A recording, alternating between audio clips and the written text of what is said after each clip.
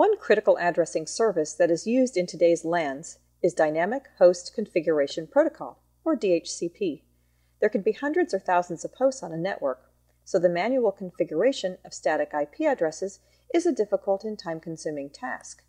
DHCP enables networkers to quickly troubleshoot and supply IP configuration information to end devices. Network devices such as switches, routers, and servers are generally assigned static IP addresses by network administrators. However, network devices such as desktops and laptops, which may number in the hundreds or thousands on the network, need to have their IP configuration information assigned more efficiently than through static assignment. DHCP is a protocol that assigns end devices IP configuration information, including IP address, subnet mask, default gateway address, and DNS server addresses. This service can be configured on standalone DHCP servers or can be enabled on DHCP-capable routers. The DHCP process, although simple in concept, consists of many different steps that must occur to ensure proper IP configuration distribution.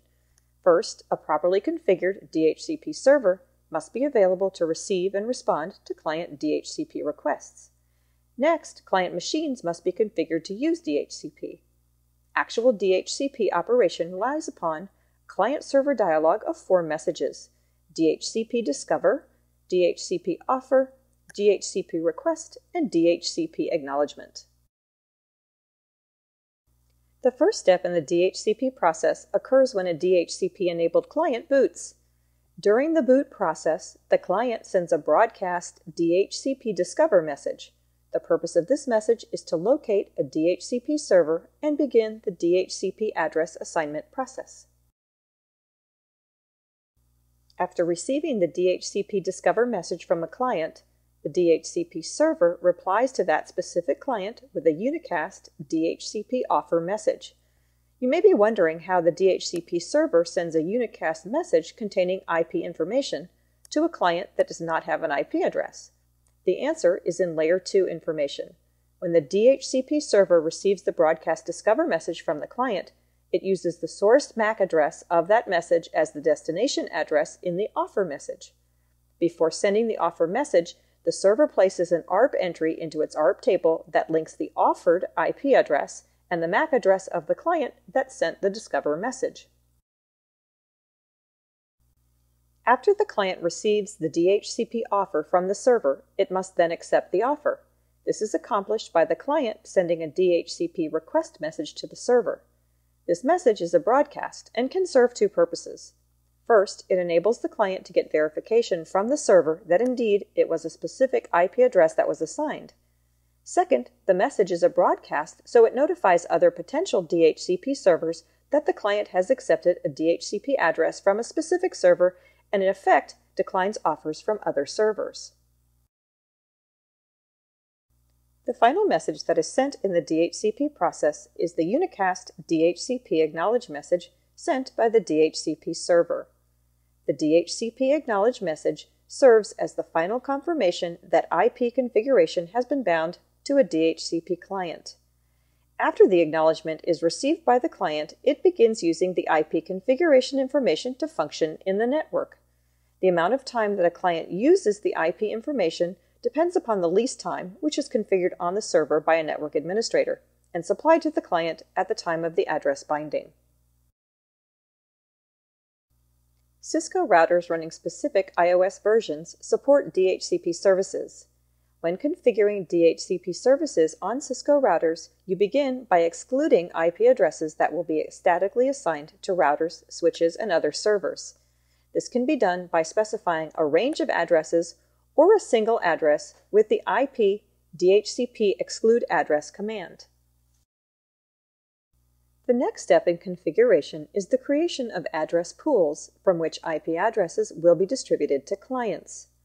When the IP DHCP pool command followed by a pool name is entered, the CLI enters DHCP configuration mode.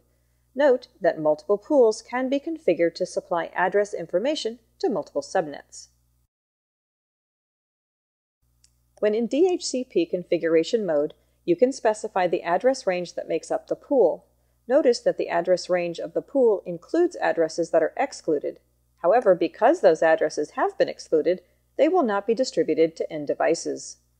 Other tasks that can be completed in DHCP configuration mode are the specification of the default gateway address of the pool and the domain name. Other, more advanced configurations not shown here include specification of address lease time, DNS server address, and NetBIOS WINS server address.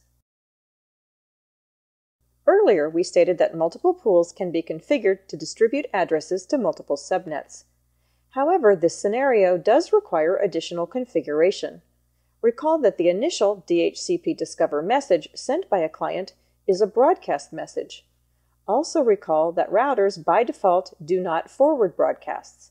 This presents a problem because standalone DHCP servers, as seen in this graphic, will not receive DHCP Discover messages that originate from a subnet different than their own. In order for the server to receive these messages, the router that is blocking the broadcast must be configured as a DHCP relay.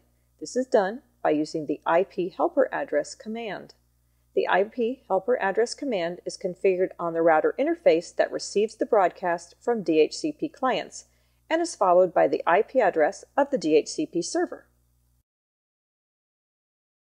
This concludes our presentation of the DHCP process. A thorough understanding of this process is critical for all networkers. Knowing the specific messages, what information they carry, as well as concepts such as DHCP pools, relays, leases, and excluded addresses will enable you to effectively implement and troubleshoot this deceptively simple protocol.